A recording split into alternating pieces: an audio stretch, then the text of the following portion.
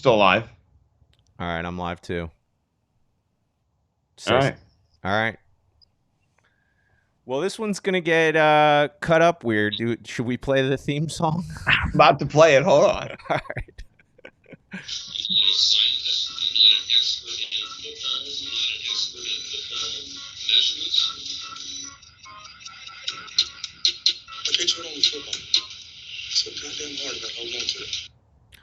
You know, if, Okay. if you fumble the ball 7 times, you get back in there on that eighth carry and you take it to the house. That's what we're gonna do right now. Yeah. Tonight's hot topics are death penalty, euthanasia, and the Green New Deal, and we're also going to talk about who's collecting our data. You you ready to go?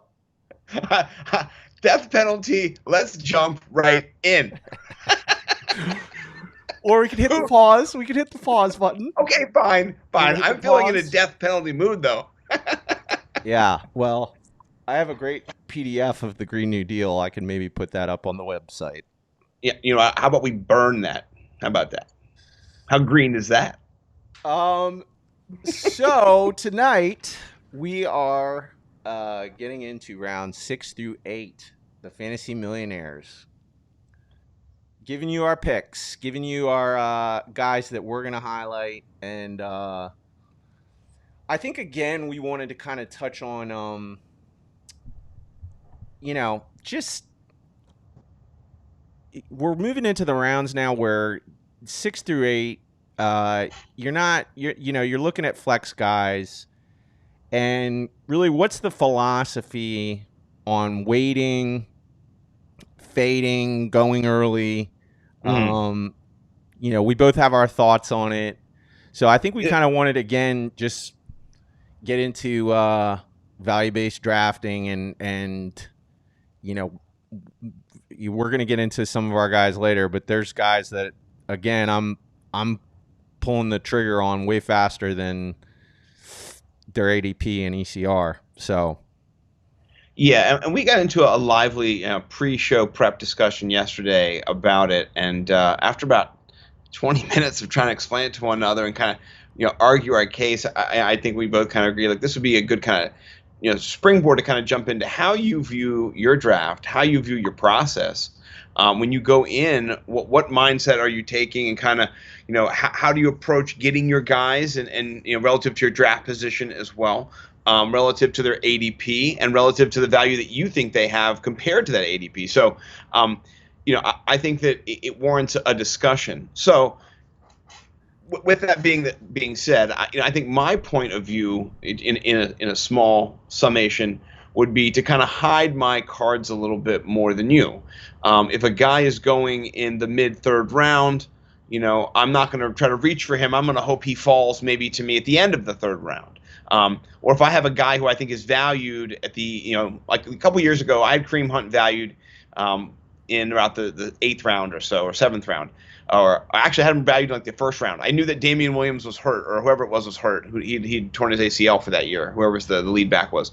And it wasn't Damian Williams, somebody else. He tore his ACL, and Kareem Hunt was going to be the guy. And I knew I had that information. I sat on it in our draft because I know you guys didn't have the information. I waited on Kareem Hunt. His value just got better and better round after round. And I knew it after like the 2nd round. I waited until like 6th, 7th, 8th round to get him. So I think for me, I want to get those guys at a value. Like I have my guys, but not that I don't think they're going to finish higher than their ADP, but I don't always want to go reach for that guy 3 rounds early because he's going to finish there. I say wait on him and get him a little bit, maybe 1 round early or right where he's valued at if he's not a popular guy. And we'll kind of get into the who's who of that. But that's my kind of stance. I kind of want to be shifty.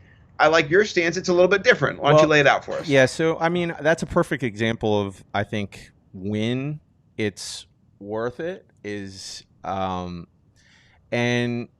there's a player that I'm going to talk about in the 8th round that I think you could reach even earlier, and he's going in the 10th, 11th. Love it. But when you're looking at value-based drafting, you're looking at basically experts' projections or your own projections if you're willing to do the legwork on where that person is going to end up.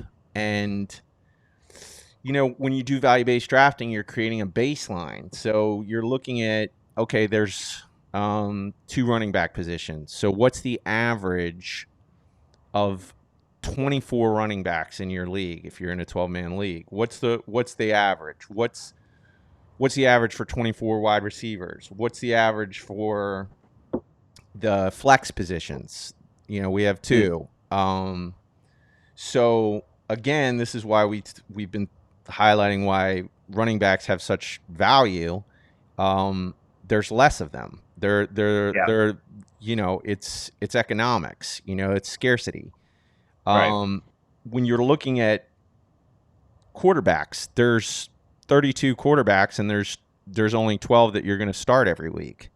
So these are why quarterbacks tend to go later. But you had Lamar in the first round. I have him in the second round, and that's because, and experts are putting him in the third round. Mhm. And the reason why is because we both don't think the regression is going to be as much as the experts. So we're projecting him a little bit higher than ECR. And then ADP is just what you're just looking at what everyone's doing. But Yeah. when you're trying to win Oh, your league, you're trying to get players that are going to end up being wide receiver ones, wide receiver twos, yeah.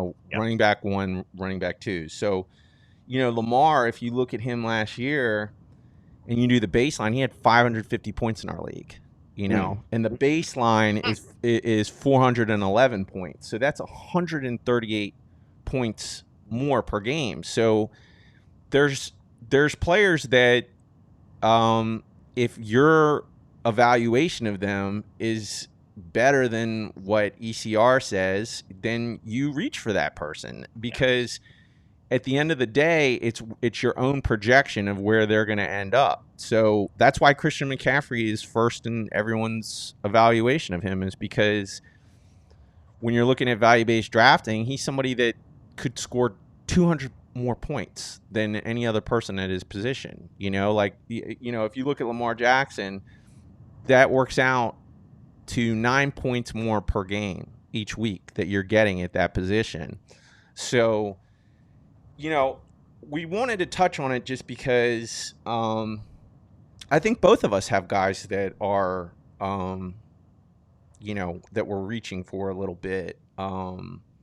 But I guess before we get into that, we wanted to again look at these rounds and kind of talk strategy before we give you like our guys in these rounds. When Because can I just jump in there for a sure, second? sure, I think that we're hunting for the same thing. You're right, looking for guys who are drafted as wide receiver twos or wide receiver threes who can be wide receiver ones. Same with the zero RB folks. They're looking for that breakout RB, that James White who can catch a bunch of balls out of the backfield, get you 6 touchdowns, and then he ends up being RB 18, and you got him at RB 36. So you're all trying to get value, and I agree. I think there's a nice healthy balance between holding out on some guys and grabbing some guys when you can get them, because they're not coming back to you. If you have your chance to get Mecole Hardman in the draft, get him. He's not coming back to you. I've learned that in the 20 plus drafts I've done this year. exactly, He's hot. He's hot. He is overvalued by the whole community because his potential's through the roof. And we'll see if Tyreek Hill can come back from his hammy. Hopefully he can. But if Mecole Hardman's in that role, and he gets, I don't know, 9 targets, 10 targets a game, he is a top 15 wide receiver right, because of his speed. Maybe he's not as technical, maybe he doesn't know the offense as well, and he's not as proficient. Who cares? He's in an amazing offense with a great quarterback, and he's got cheetah wheels just like the cheetah. So that's why we reach. And so I'm all for reaching. And we'll talk about that when we reveal some of our picks today as well. yeah. But again, it's you're building a team, so it's you don't neglect positions. Like, you can Of course. reach if you have certain players on your team, and that's also part of value-based drafting, is you have to look at Yeah. what your team has. And so that's why I think in these rounds 6 through 8, I mean, these are really critical rounds, and that's what the people that we're going to highlight tonight are the people that we think are, potential, um, you know, put you in the playoff type guys that you're getting later. And so I think don't don't wait on the guys I'm going to name tonight. I think they're going to go later in most drafts, and I'm going to say put them here Mhm. because the value is worth it. But again, in these rounds, now you're filling up. I think this is where quarterback rushes tend to happen. So I have three quarterbacks in the sixth round, and then I have at the end of the sixth round, and then I have three quarterbacks at the beginning of the eighth round. So this is I put Russell Wilson, Drew Brees, Kyler Murray all in the sixth round. And it's going to be hard to these are my projections for them. But I do think that we're simpatico again. We're both size for Russell Wilson this year. He is the Millionaires' fourth quarterback off the board. Yeah, it is interesting how we are 4 for 4 so far with QBs. I love Russell Wilson for so many different reasons. I think one of the reasons that we've been talking about why you love wide receivers, and you kind of beat me to this, which is I mean I've heard of it before, but it's not something I followed or studied. Is the Big Hands Club? Having big hands if you're a wide receiver is a huge benefit. One of the biggest guys we talked about recently was Michael Thomas and his huge hands, and you've highlighted other guys. Well, Russell Wilson is in the huge hand club. There's a picture of him doing the Da Vinci, whatever it was, and his hands are ginormous. I think that being able to control that football, his accuracy, you mentioned it last week, is tops in the league every year. I think he gets to throw the ball more this year, so he has upside. I think he's getting. I put him at the beginning of the sixth round. You have him a little more towards the end or the middle, but he has that winning upside each week. And if you pair him, which I mean, why wouldn't you, with DK Metcalf, my guy, then you're having that potential to really blow people out of the water when you go up, and especially near the end of the season. You think you're going to go see DK Metcalf in December? You want that guy when it's cold outside? He's going to hurt you. And Russell Wilson's got those big old hands that hold the ball, and he's going to hurt you too. So I think we both are big on him. I'm arguing, kind of against Twitter or against fantasy football out there. Not arguing against you, my friend, because we're simpatico. Tell me what you like about Russ. What gives you, confidence in him to be your guy this year at QB? And this is the thing about Russell Wilson. He is historically just disrespected in the fantasy world. He finished third in our league last year, and he was drafted in the 10th. So, usually in our leagues, he does tend to go around this time, and it's a perfect opportunity. So if you want to put him at the beginning, to me, he's the first. If you're looking for a quarterback and you're in the sixth round, he's the first guy you pick. That's my advice on him. I was going back and looking at our leagues. Cash has cashed a lot of money because of Russell Wilson. I had him on in our league in 2016 as my QB1. I had him in 2018 as my QB1. I went 9-4 both those years. Won the championship both those years. Chip. We had him in 2017. The team who got him in the fifth round, went 8-5. I think he continue and nothing in the last 4 out of the last 5 years. He's had 30 plus TDs. I mean, this is what he does. It's his thing. Yeah, and again, I believe Russell Wilson. If you put him in a contest for accuracy, he's the most accurate quarterback in the NFL, and he just has everything you want as a quarterback. And it's just great that you can get him in the sixth round. So, yeah, I mean, He's to me the quarterback, and like I said, we've gone through these rounds. I mean, again, I'm building my rankings by with using value based drafting, and also where to how to. I'm basically building a draft board. Right. So, to me, I have him at 6.09 because if I was picking there with that team, that's where I'm going to pick him. And but if you want to go earlier, go earlier. I have no problem, and that's why we wanted to talk about value based drafting in the beginning of the show, is because he is worth spending draft capital on, Yes. based on how he always performs year in year out. So Yeah.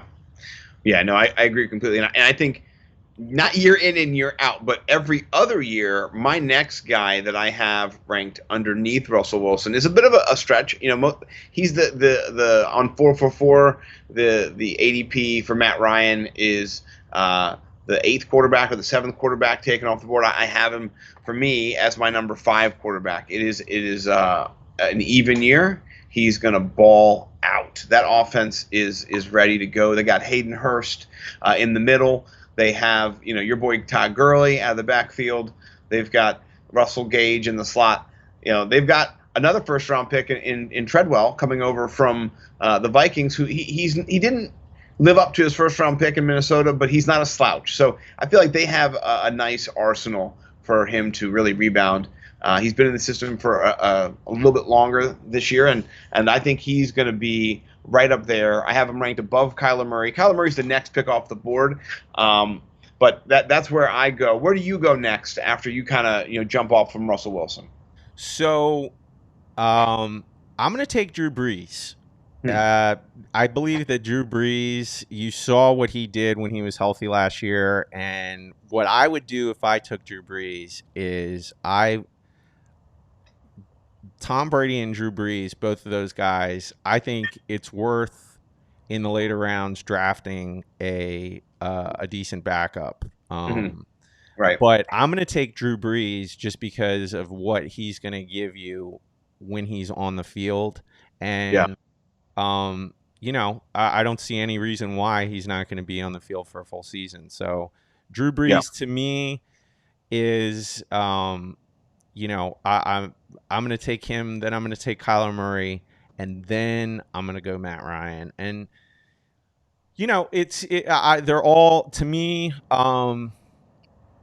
I think Russell Wilson's in his own separate tier. Mhm. I think he's really right right underneath the Dak tier. I mean, he's Yeah. close. But I think Drew Brees, Kyler Murray, Matt Ryan they're kind of in their own they're in their own tier, where I think their outcomes are going to be similar. And Yeah. I put I Tom Brady in that tier too, by the way. Like I have Kyler Murray, Tom Brady, and Drew Brees. So I'm a Brady guy this year more so than you, but I push him up there. Maybe not every week, but he's going to have his weeks. I bet you he finishes QB1 more than Drew Brees does. But maybe Drew Brees over the course of the season has a more consistency with Michael Thomas. I think there's games he is going to explode. How can you not? He's got an arsenal. He's been secretly training and ignoring the COVID laws and doing team functions. And I mean, he's TB12, baby. So, I have Tom Brady as 10th, yeah. and I am Holy. I am warming to him. I did put Carson Wentz ahead of him, but Yeah. One pick. It's not like yeah. Yeah, so yeah. the way I did it is, I had 3 quarterbacks going back to back because this is how drafts go too. There's going to be They the do runs. rushes, Yeah, runs go. Yep. and in round 8, I have 8.01 as Matt Ryan, then Carson Wentz, and then Tom Brady. And I am warming up to that old man. The thing that just has me nervous about him is he's 43 years old, and the difference between the first 8 games last season and the last 8 games is pretty stark. Yeah. Um, Yeah. He was 25.4 points per game in the first 8 games, and then he drops down to like 18. Like now you're looking at like a poopy QB2. You know, um, this is Well, a that's a I, 7 point swing, and to me, I don't know, man. I got my guesses. I think the O line was a big part of it, but I think again, I think he's gonna have a similar year. I think he's gonna start out hot. I think he might start out, you know, with just monumental games out of the gate. But I think I'm worried about his eyesight. if I had to, if I had to really put my finger on it, I think I'm worried he's got 43-year-old eyes, man. Like that's what I saw what toward about a the end of 43-year-old last brain? season. What about that? Yeah, 43-year-old brain, 43-year-old reaction time. Yeah. I think if he doesn't have a Jekyll and Hyde season, if he's Tom Brady, if Hmm. he's TB12, I a 43-year-old quarterback doing that in the league. I mean, I mean, he's already had the most storied career, in all of football.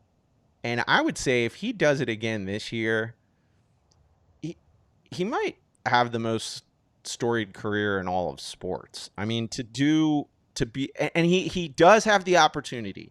I was worried about the offensive line there, Yeah. and Pro Football Focus has them as number 13. So it's not they're projecting them as the 13th best line.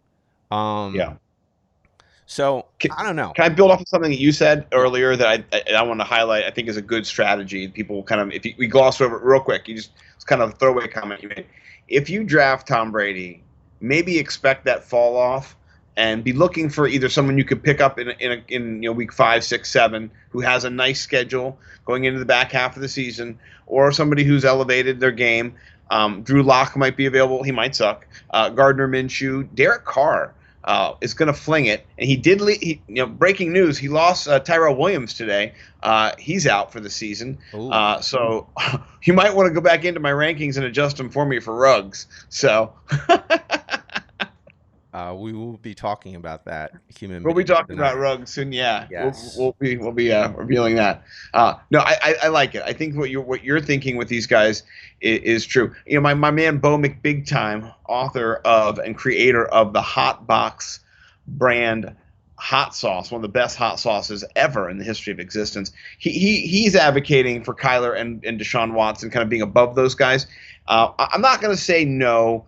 I see his points. He's showing volume and rushing upside potential, which Brady and Brees do not have. I agree with him on both those points.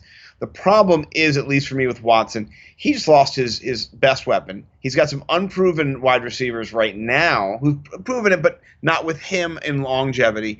And then he's got a terrible, terrible general manager. I mean, just one of the worst general managers in the league, who also is his coach. And he's not that great at that either. So the Bob effect is real for Deshaun Watson. Imagine Deshaun Watson in Philly or in New England or in just somewhere where the guy was competent enough to not leave him back there doing nothing. He'll send all three receivers on deep sprints to the goal line, and Deshaun Watson is dancing behind the line of scrimmage for like 8 seconds. Like, what am I supposed to do? Yeah. You know what I mean? Come on, design some concepts. I'm sorry. I had Deshaun Watson in between those. He's my only quarterback in the 7th round. So I actually have Deshaun Watson ahead of Matt Ryan. And it's just based on his skill. I mean, Yeah. I think, he'll have a good season. But yeah, last year, the way I was picking Deshaun Watson is he was the 3rd QB off the board for me. And he's definitely gone down because of all the things you just said. So, Yeah, the Bob impact is real. All right, so let's transition next to, we talked about the QBs. Hopefully you have a plan to get your guy. If you're not getting in the first couple rounds, maybe you're going to wait on QB. Maybe you're late round QBing it, and your guy is coming up in the next couple shows. But yeah. let's pivot to a hot topic right now, and that is rookie running backs. I was on the great Peter Howard's podcast recently, and he put me to task a little bit about my view of Cam Akers. And I appreciate it, challenged my thinking about it, not because I doubt rookie running backs, but just because the job was up for grabs and it wasn't clear who was getting it. Well, Henderson is hurt for right now, and so Akers does have a pathway to more success. I did move him up in my rankings. I replaced him at the end of the 5th round, and I bumped down our boy DeAndre Swift. We both have DeAndre Swift at the 6.02, so we're kind of in lockstep there. You have Cam Akers at 601, one pick away from me. So what I wanted to do is kind of get into where the rookie running backs stand right now, and where do you project them? Are you looking at for Cam Akers a more productive initial part of the season, or maybe for DeAndre Swift waiting for him a little bit later to break out? How do you view rookie running backs when you put them in your team? Because what you said earlier is key. You have to have a construct that allows for them to be put into your team. You can't rely on them as your RB2s necessarily. They need to be more flexes if you're going to be looking for that upside value in positional, for you said that 200-point threshold. So tell me about what you do and how you view these guys. So again, I put these guys back to back because I think they're all really valuable. And if I'm going to pick one of them, I'm going to pick Cam Akers first. And yeah, I mean, based on Darrell Henderson's leg injury, yeah, he's probably gonna move up draft boards. Like that's Right. If I was readjusting everything, I'm gonna say he's gonna move up.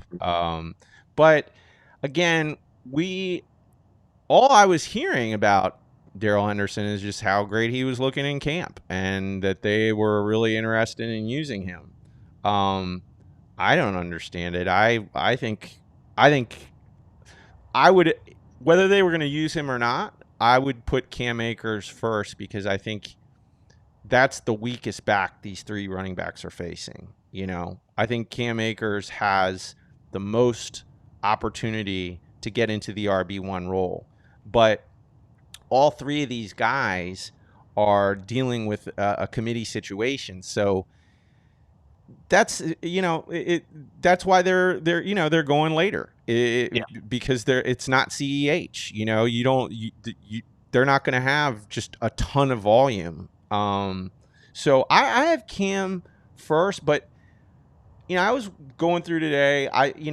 Everyone says Jonathan Taylor is the next Saquon Barkley, and I think he's phenomenal talent. But man, I was looking at the highlights today on all 3 of these guys, and if I was picking them based on what I was looking at, I would say DeAndre Swift is the best running back out of that draft class. I think DeAndre Swift has the best vision out of those guys. I think Jonathan Taylor is just a freak, Yeah.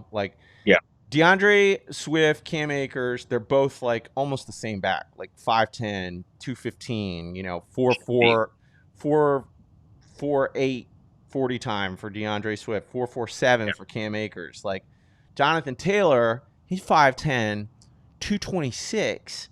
Yeah. And he runs a sub 4.4, 4.39 40 time. So that's just freakish stuff, dude. And I get the Saquon comparisons a little bit. But when I was watching tape, I honestly thought DeAndre Swift he plays against better competition, and his line of sight on angles and stuff like that to me looked like the best. So but again, this is who's gonna perform on your team. So I'm gonna say it goes Cam, DeAndre Swift, and then Jonathan Taylor. Man, it's just he has a great opportunity to come in with the Colts. Pro Football Focus has them as the number 1 offensive line. Yeah. And one of the easiest schedules too for the year. it's just Marlon Mack. It's like Marlon Mack last year. If he plays a complete season, he's a fringe RB1. So he's 24 years old. It's not like it's Frank Gore back there. You know what I mean? Right. Like he's gonna still eat in. There's gonna be a timeshare. So I don't know. What are your thoughts on the three dudes? So, I have Jonathan Taylor ranked ahead of Cam Akers and DeAndre Swift. I have it Taylor and then Akers and then Swift. I think I moved Swift down because of the injury in camp. He's not getting reps right now. This is the hard part. I don't think necessarily that Swift is the worst of those three backs. Like, I agree with you. He reminds me of Alvin Kamara. He is slick in open field. He knows how to use his blockers. He knows how to get around, and he's not getting brought down by the first person who touches him either. So, whereas Jonathan Taylor is a freak. He hits the edge, he's gone. But in the NFL, it's hard to hit the edge. It's hard to hit the edge. So, I think overall they're going to be really close. And if an injury happens on any of these teams to any of these committee members, I think Jonathan Taylor stands the most to benefit. I can see already in Detroit that Swift has an injury. Kerryon Johnson he's calling himself the knee brace guy. Hey, you might just want to call yourself unemployed. That's like me calling myself like the dumb guy. Like He nobody wants to listen to the dumb guy. he So he my says man, Kerryon Johnson is he said, I sleep with my knee brace, I live with my knee brace, my knee brace is one with me, I love my knee brace, I'm a knee brace guy, basically.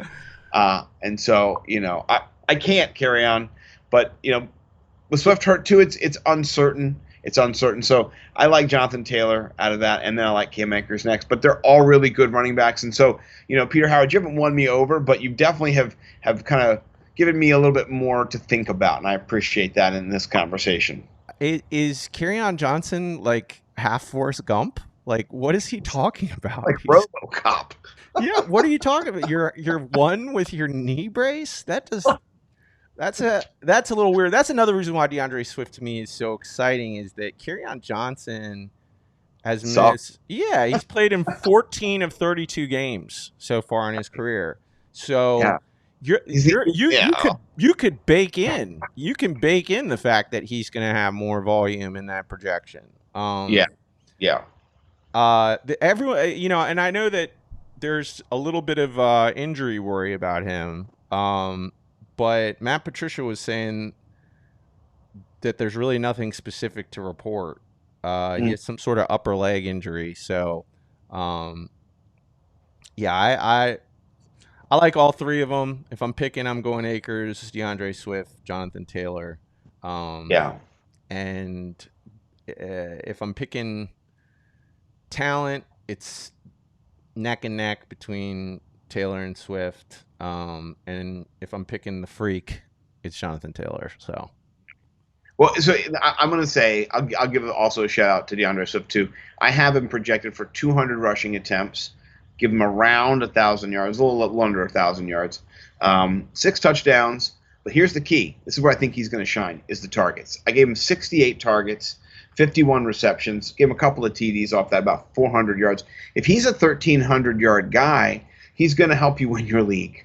right. Like that's the thing. So maybe I'm I'm I'm not super bullish on him. They ran the football a lot last year. I have the team running for 450 attempts, and I only gave our guy Swift a 45 or a 50% or RB carry split, or a 45% overall carry of all carries. When you throw in the quarterback carries and wide receiver carry here and there, so it's not even like he's getting over 50%. And he ends up kind of those numbers break out. So if he gets more, let's say our guy Kerryon Johnson can't play and he gets 50%, 55% of the carries, you're talking about an RB2. And that's what you kind of want in these rounds, like you talked about before. You want a guy who's going as an RB3 or flex being your RB2 and stepping up for you. So Swift does have a path to that. Hopefully that leg injury is nothing more than a kind of keeping him safe.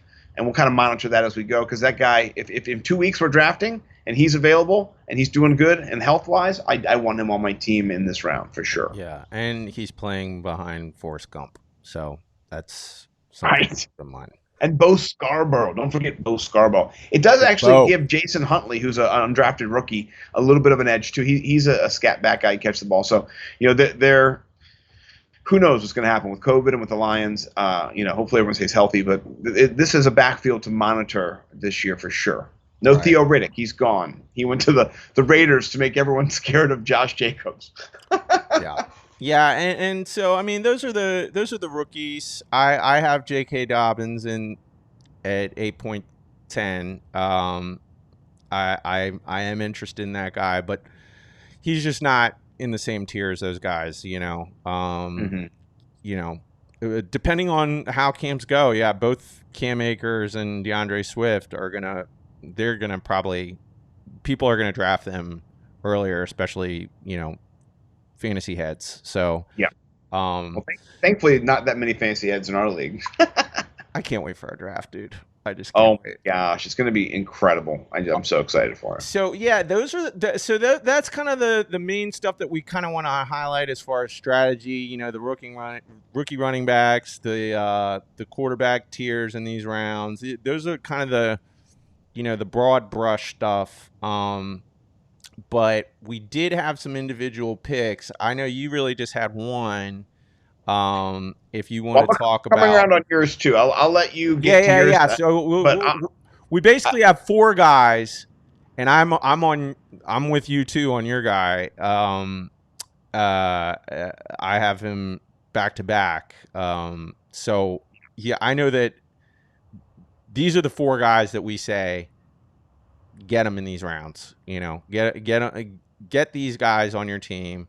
I think that you know they're going to be guys that end up way outperforming where they're going in on draft boards. So, who's your guy? Who you want to well, talk about? I would say Hollywood Brown this year is going to be my guy in those middle rounds. He's going right now. If you go to the 444 ADP tool, which is a great free tool that they have, you can go look and see, and it'll give you the breakdown of where all the players are going in 10-man leagues and 12-man leagues, in ESPN leagues, and in all the different leagues, NFL. So right now, if you're picking up, my guy, you're going to have to get him, Marquise Brown. He is the wide receiver 28 off the board. He's right in that wide receiver 25 to 30 range. I think he has a great chance to outperform that ADP and really have a wide receiver two. And some weeks a wide receiver one upside. So you can get him right now at 609 in a 12 team. That's right around where we're looking at them as well in our rankings. I have him at 605 and you or 60 yeah 605 and you have him at 606. So we're right there. We say get him a little bit early if you need to. And then the other guy I have a little bit later than you. I'm trying to hide him really. Let's be honest. I don't want everyone to know about him, but you put him right in front of Hollywood Brown. Tell us about your guy. So I put Deontay Johnson Love it. as yeah as That's my guy. yeah he's my must pick guy. Both those guys are my must pick guys in the sixth round. I think both those guys. I think just Hollywood Brown. I was listening to the footballers. He's one of I think it's Jason's my guys. Love those guys. He was talking about an article by Curtis Patrick Love that. where he fits a pretty cool metric where if you were a first round rookie, you had you averaged more than 5 targets per game and you got 5 more points than what you were expected to get in your rookie year.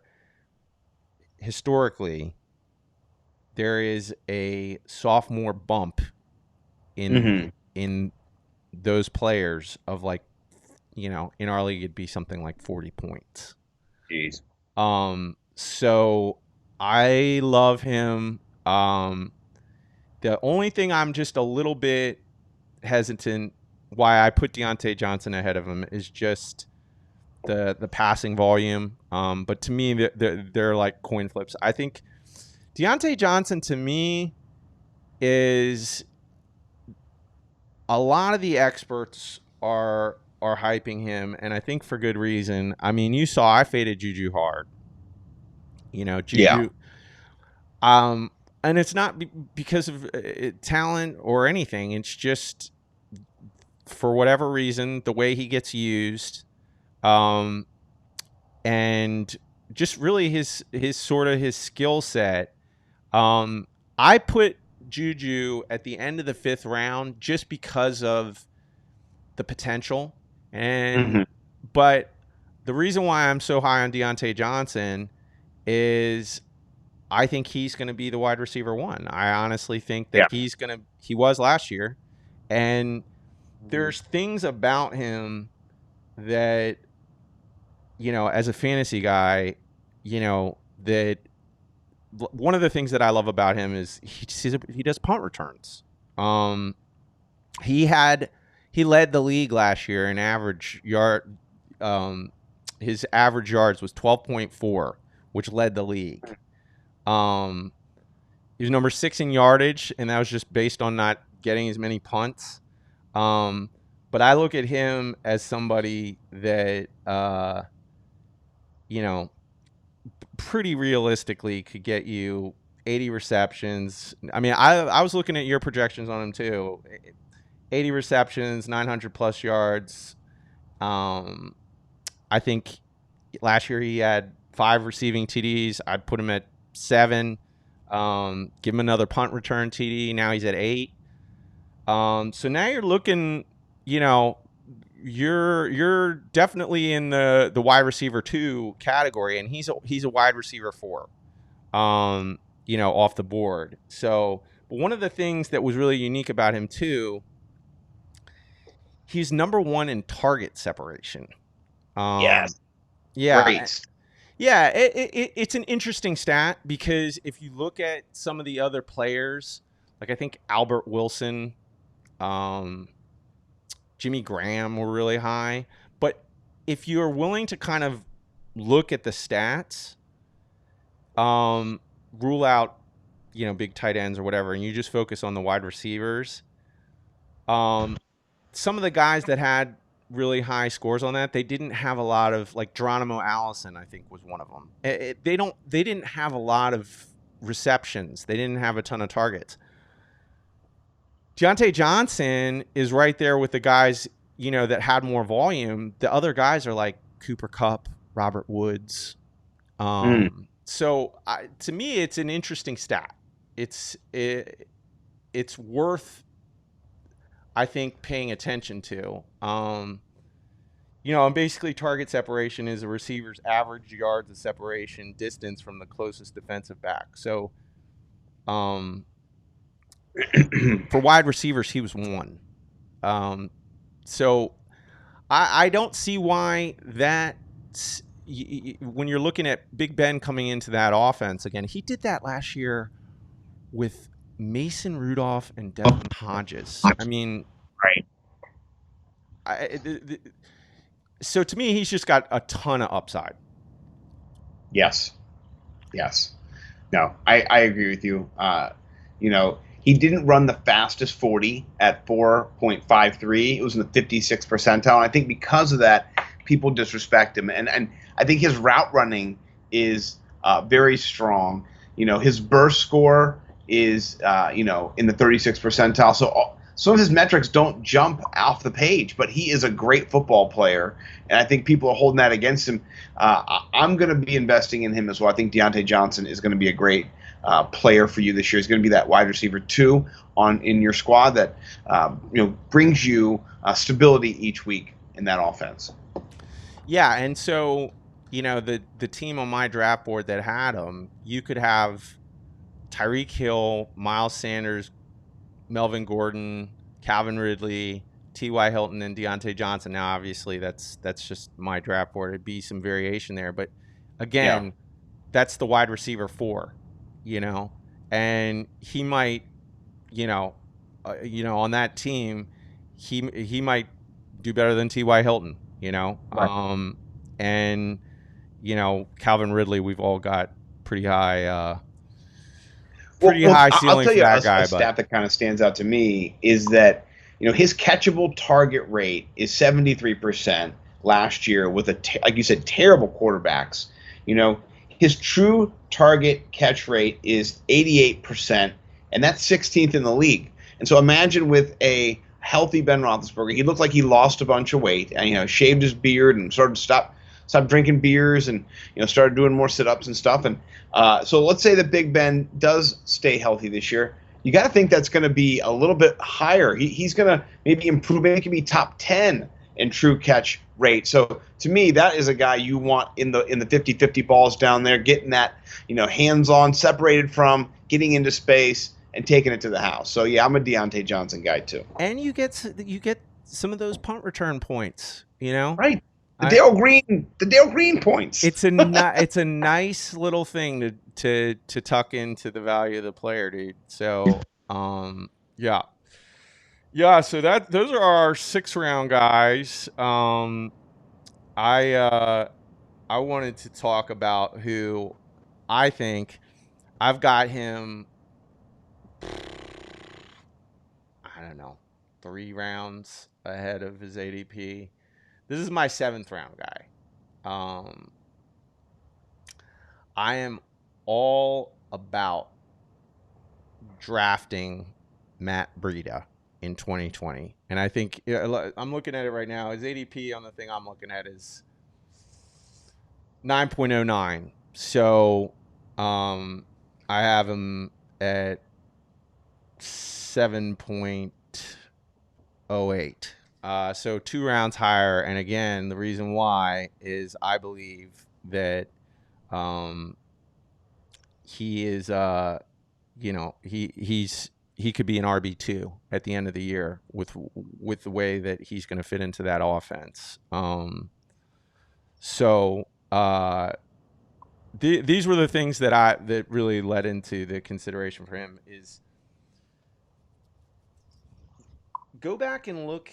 I think it's Next Gen Stats.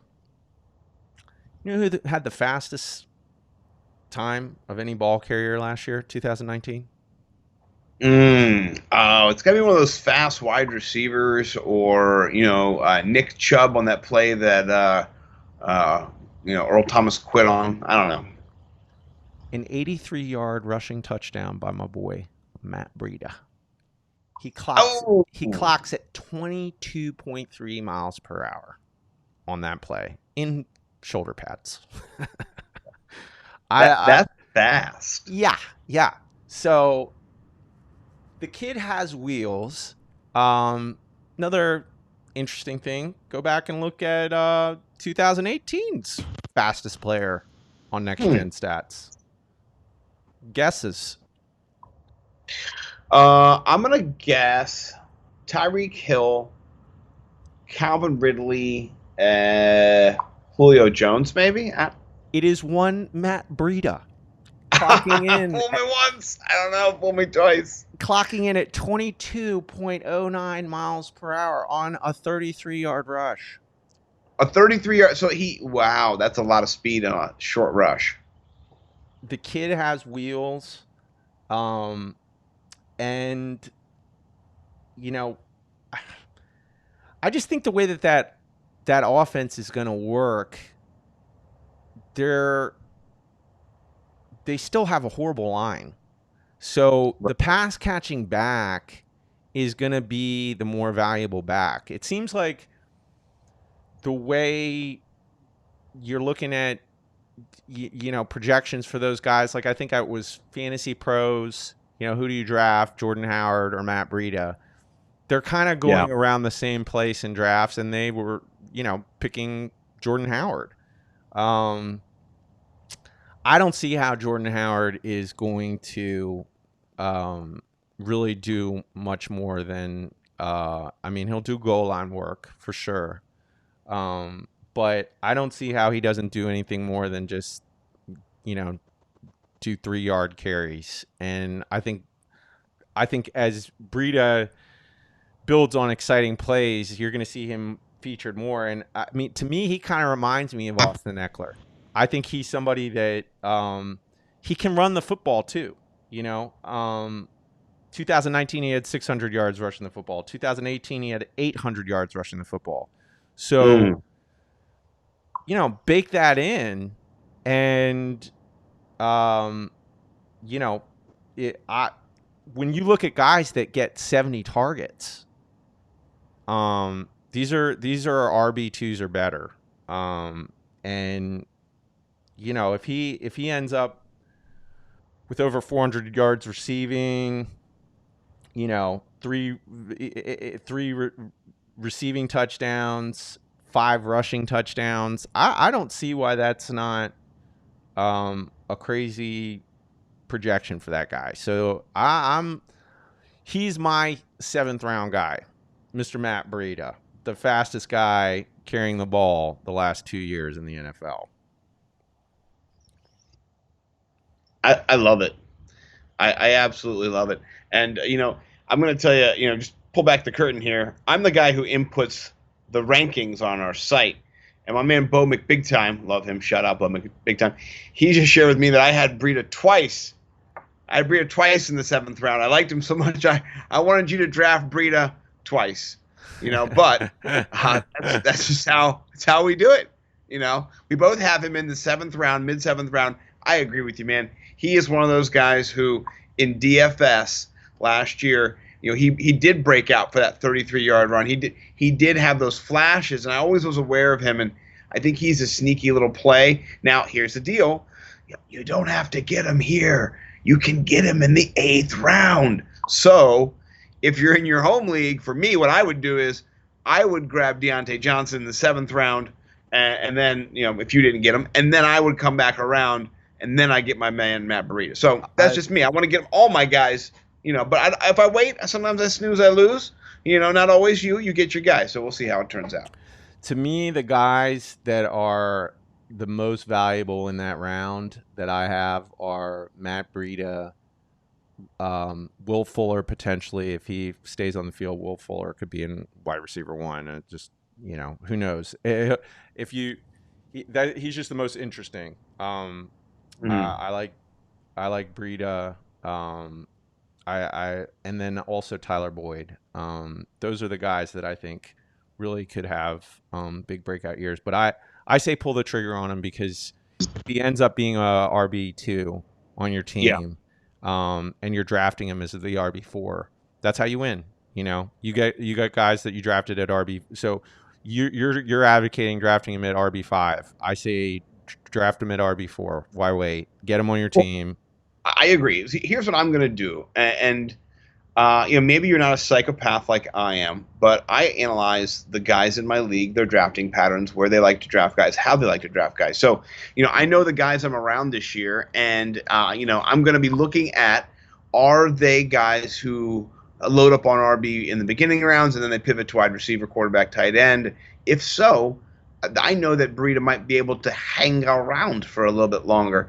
So you really also have to play the guys in your league up against themselves and their old patterns, and kind of what you don't have to get inside their mind completely. But last year I knew certain players would be gone by certain rounds, knowing how our tendencies are. And if you guys draft heavy RB right away, or maybe you guys are more progressive and you like to wait and a bunch of wide receivers are going right away, you have to do what you have to do. I bet you could get him though in the 8th round, and maybe not worry about it, because his ADP is in the 9th. And so that's all I'm saying, is that me and Mike have different philosophies. He's go get around early. I'm maybe get an extra round of value, but we'll see what happens this year with him in our league, because I want him and you want him, and we both have him at the 7th round. So it's going to be interesting. You get the first pick in the 7th. Yeah, only on certain guys. That I just, again,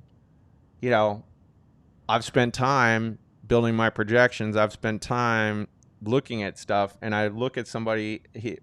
To me, again, he has an Austin Eckler type skill set. Breakaway run rate, number 6. True yards per carry. That discounts all runs greater than 10 yards. He's number 10. So he's averaged top 10. He averaged 5.1 yards per carry. So I don't see Jordan Howard really doing well on that offensive line. Like, I think his ceiling is just way higher than everybody else has him. So that's, again, why I say pick Matt Breida. Make sure you get him in the 7th round. So that is that's Oh, my wait, 7th. wait. There's one Okay. good friend. One good friend. Yeah. Henry Ruggs needs to be on your team. He is going to break out this year. I'm not leaving our draft without him. Now, maybe that means you get Matt Breida and I get Ruggs. So be it. No. But he Henry Ruggs is was the going to last. be a beast this year. I just want to put it out before we transition. No, that was my last guy. That's my 8th round guy. Henry Ruggs is Cash's pick of the draft. Ooh, I love it. Henry Ruggs is Cash's pick of the draft. I have him in the 8th round strictly because of ADP, and now I didn't even know Tyrell Williams was out. I have no problem with you drafting Henry Ruggs in the 4th or 5th round. I'm serious. His ADP is like in the 10th round. I'm sure that's going to change a lot with this new. Yes. What's the Tyrell Williams injury? Do you know? I just saw that it looked like it was out for the year. So, Out for the year. Yeah, that's what it looked like. I pick him in the 4th or 5th round, dude. I have no problem with it. That guy, to me, there's a reason why he was the first wide receiver picked. He fits into the NFL so perfectly. The comps on him is he's Tyreek Hill. Guess what? Guess what he is? He's Tyreek Hill with 10.5-inch hands. Huge hands. He's got 10.5-inch hands. He's 5'11" and he has 10.5-inch hands. Holy moly. He can run a 4.27 and reach up and just go like that with the ball while he's running a 4.27. I was watching highlights of him. He doesn't even look like he's trying to run fast when he runs. He doesn't. He just starts accelerating himself. He's not hustling. Imagine if he tried. He looks like he's just like, all right, now I've made a decision to run faster than the person near me. And he just starts running. He just moves away from whatever person is pursuing him. Yeah, that's Cash's pick of the draft, dude. I have him in the 8th round, and this new information. I'm gonna.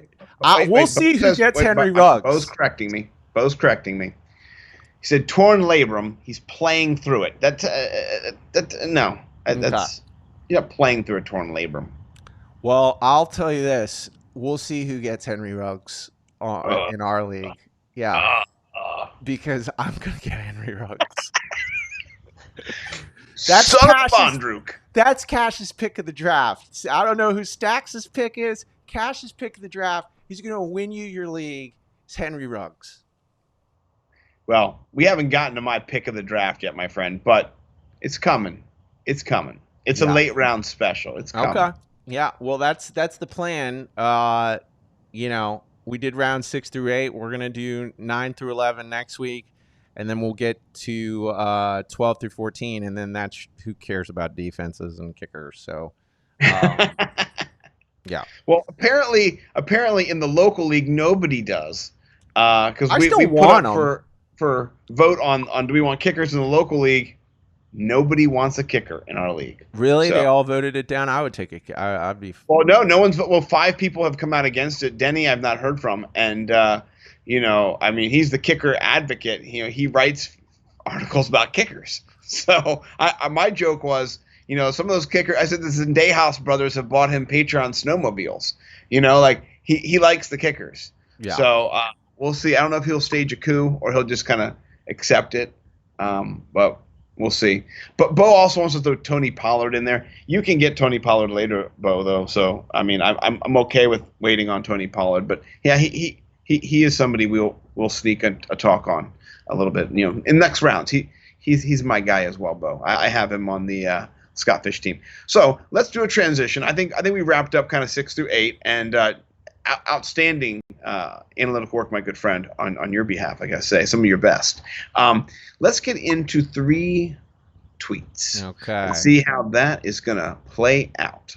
Okay. Because I feel like there's some tweets that we can share. You want to go first? You want me to go first? How would you like this game to be played? I just sent you mine.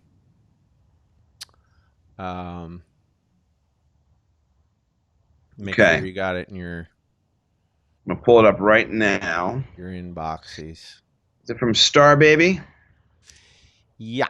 So pull up the main tweet. The main tweet Oh of video? no. Yeah. So Is it little in pink? no, my tweet was deleted. Oh, Oh, it that's- sucks so bad. What happened? What happened? I don't know. It was such a great tweet. Oh, you lost your tweet? Well, I have another one. I have a backup one, but Okay. that stinks. I've got a tweet to share. Okay, you share yours. Let's go down to me. It's my tweet. It's the one that has the video of a squirt gun. I don't give a shit about what. My guy went off before he should have. So there's gonna be some not safe for language things going on in this video. I just want to warn people for the kids. I'm gonna give the backstory to this. This is a reaction video. You know, I'm a Patreon of Denny Carter. I think he's one of the best people ever. And he shared a story on his Living the Stream, which you should all become Patreons for, by the way. Support the good man, Dennis. Love him. He shared a story about some gun nuts who had a club where they would put guns up on their junk. And they would videotape. It was like, Nut Gun Club. And one of the guys was live streaming this event to his boys. And then he shot himself in the man meat. And Danny just kind of went on to I just talk about the stupidity of it all. And so, I'm a man who doesn't like to be told what to do. So I went out and I'm going to show him. Wait. Is this the one it says no one's going to tell me how to live my life?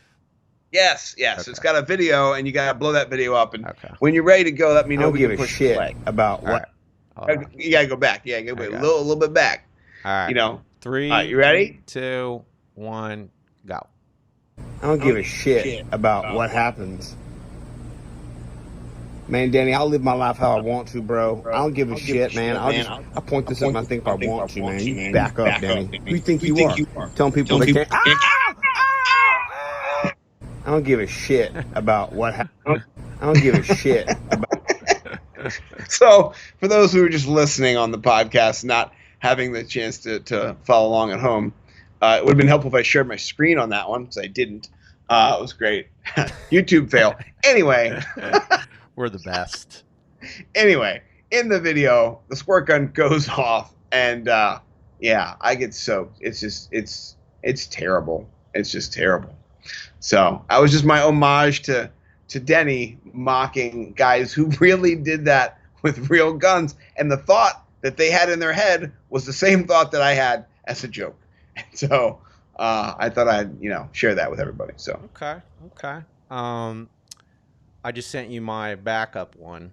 Okay. This is by my favorite person in all of Twitter.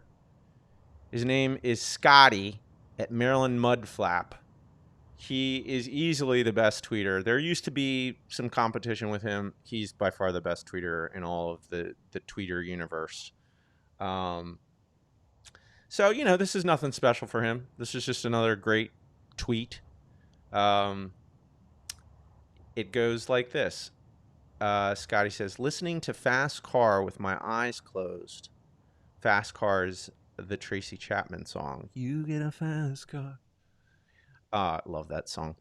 Listening to Fast Car with my eyes closed and imagining Tracy Chapman doing donuts in a Viper in a busy Burger King parking lot. I love that. You get a fast car. And she's just...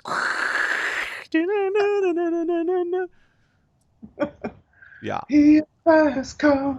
Yeah. It's a fast enough drive away. You gotta make the decision.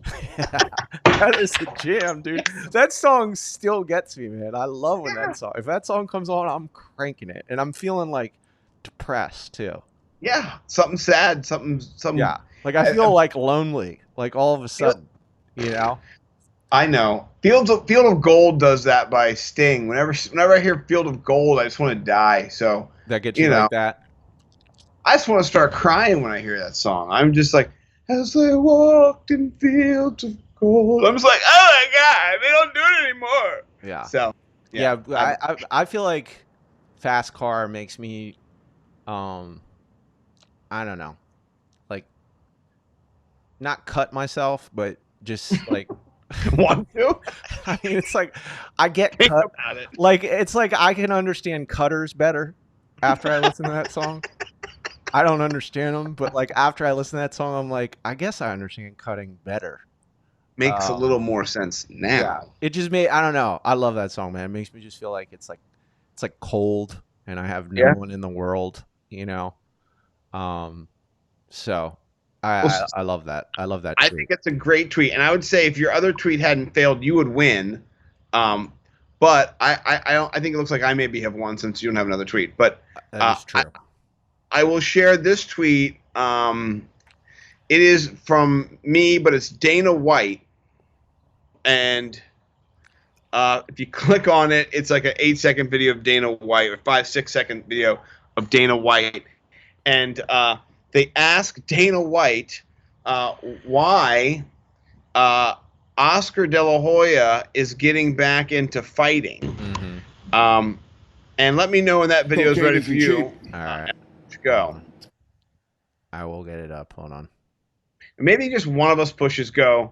If you want to push go, I'll push go on mine, but I won't put the sound on for mine. Or I can put the sound on for mine. I'll put it on mine. You put the sound down, all right?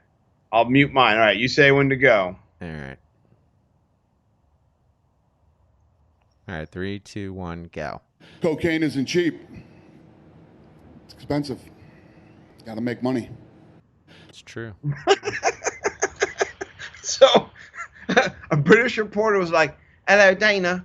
Why do you think that Oscar De La Hoya at 53 has decided to step back in the ring, or whatever age is? And then Dana White, he just without missing a beat, just goes, cocaine isn't cheap. It's expensive. It's awesome. Make money. He's so funny. Cocaine isn't cheap. No. It's expensive. It's expensive. Got to make money. It's got to make money. And that's his friend. That's what he said. He said, your friend, Oscar De La Hoya. They're not. They hate each other. He hates. I He hates know. every other promoter, or he has disdain It's for my him. favorite clip. He just crushes him. So yeah, no, that's awesome. Yeah, there's probably there's a lot of truth said in jest in this world. I don't even know if that's jest. So I have no idea. He's savage, man. Dana White is savage. Remind me never to piss Dana White off. No, that guy will crush me. Did you know that, like, him and Mark Wahlberg? Do you know that I think the character in Entourage, Dom, is kind of based on him? Oh, Dom's great, man. Yeah, the Dominator, I think, is based on Dana White. Like, they're old friends. That's hilarious. Like, he used to come out and visit Wahlberg when he was like just doing Boogie Nights and like taking over Hollywood and stuff, and he was just some like rinky-dink karate instructor. He also almost got murdered by Whitey Ford. I heard that story. Yeah. Whitey Bulger. That's why he went to Vegas. Yeah, that's why he moved to Vegas. Whitey Bulger came in and did his mafia move where he's just like, hey, guess what? You gotta pay me a bunch of money now, or I'm gonna kill you. You'll break your legs. Yeah. Yeah, I've heard stories about how he would come in and people would say he'd just look at them and be like, you're gonna give me the money. And people would be like, yeah, I am. You're right. And he just did that all over Boston. And he did that to Dana White, and Dana White was like, I'm gonna move to Vegas. And then I'm gonna take over the UFC. I'm gonna hang out with Mark Hollywood in between those. Mark Wahlberg in between those two moments in my life. Sound like a good plan. Yeah, he's had a pretty good life, I think. Well, yeah, I'm not going to throw shade at Dana White. at all. I love that he had Fight Island. That was incredible. In a moment we had no sports, they took over. I think it was Yaz Island, and they had 3 straight weeks of UFC fights, five different set cards. That was great. So Dana, hats off to you, my friend.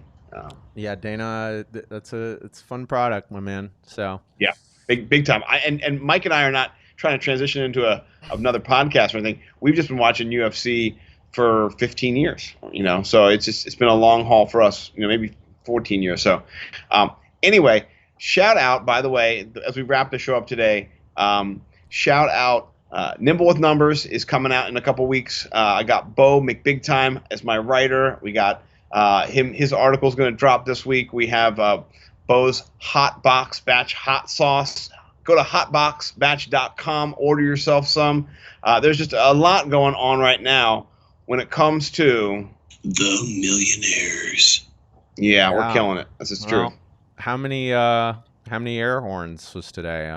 It started off as a shit show. I would have given it -3 air horns. Yeah. We pulled it out of the fire. Yeah. I'm going to give it, 2 air horns today myself. 2 air horns. Okay. Well. Second reason. Yeah. Well, I think that was the second one. That's what living is. That is what living is. Yeah. It is. Yeah. I love it. Well, I just want to say one more thing to you, bro, before we end it. Tell me, hit me with it. I'm gonna roundhouse your ass. Yeah. What? Yep.